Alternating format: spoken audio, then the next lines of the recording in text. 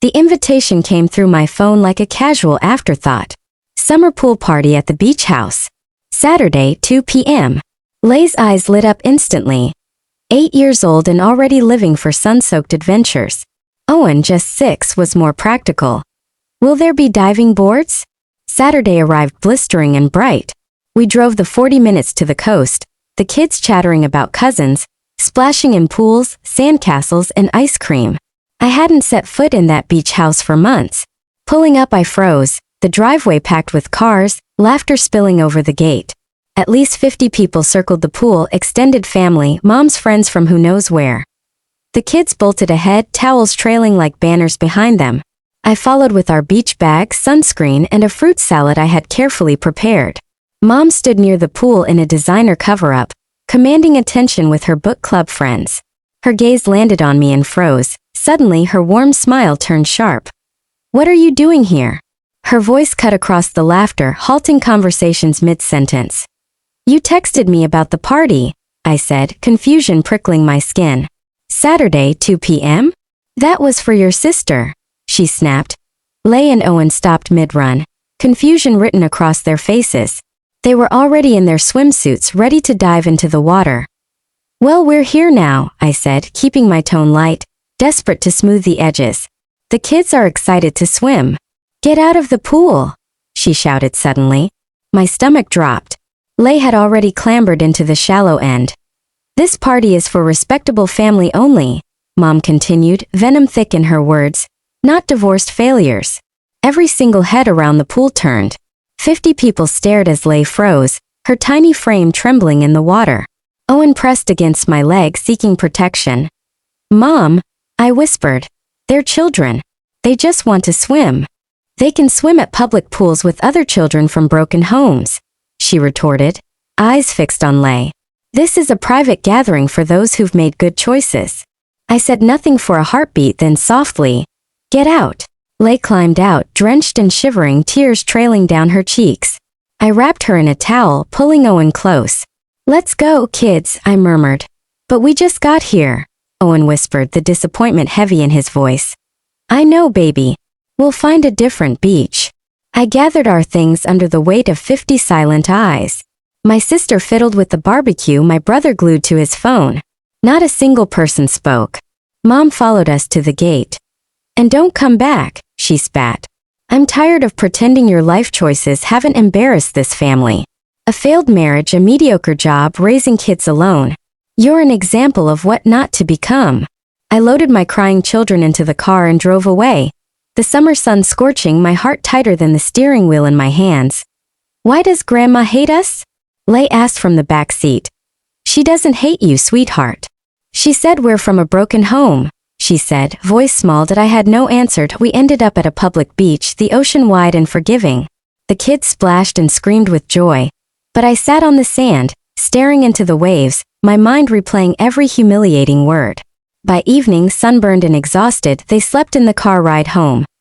That night, I sat in my home office, pulling out a file I had tucked away years ago.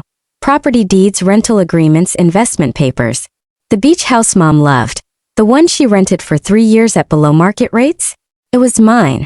6 years ago, I bought it as one of several coastal investments. What they didn't know, I wasn't a failure. I had spent a decade building software, selling applications, investing wisely. My divorce wasn't a defeat, it was survival. A choice to protect my dignity and my children's future.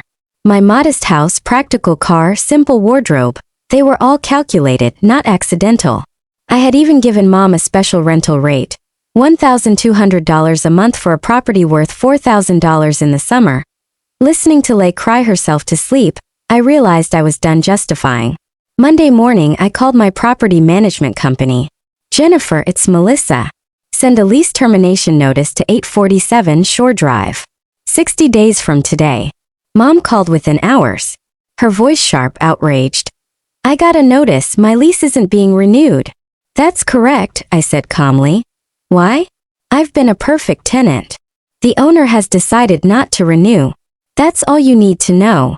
"Who is the owner?" she demanded. "You'll figure it out eventually," I said. The calls kept coming, sister, brother, even Mom's friends. I ignored them, taking the kids to another beach. This is better than Grandma's pool, Lay said. Weeks later, Mom showed up on my porch, face flushed. We need to talk.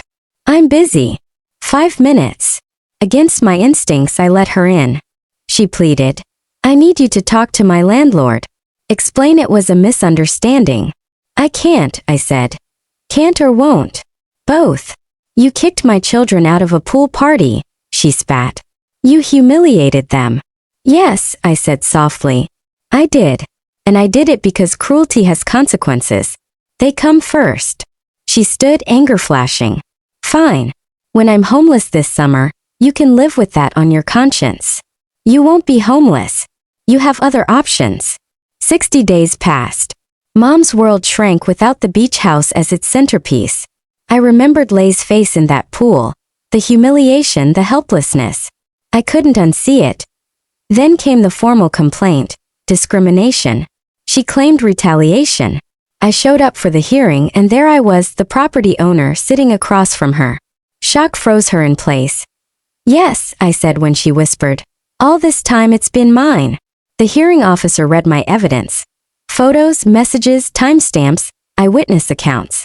Mom's complaint dissolved under the weight of truth. Boundaries have consequences. The lease termination stood that I left the hearing and drove away. The beach house remained mine. I used it for weekends with the kids. No humiliation, just laughter, swimming, sunsets. 6 months later. At Christmas, Mom knelt before Lay and Owen. I was wrong. You're not broken. I'm sorry. Lay looked at me. I nodded. It's okay, Grandma. She whispered that we continued building our lives, a good life defined not by the cruelty of others, but by the dignity we claimed for ourselves. I reminded my children every day. Your worth isn't measured by how others see you. It's what you know about yourself, even when the world doesn't.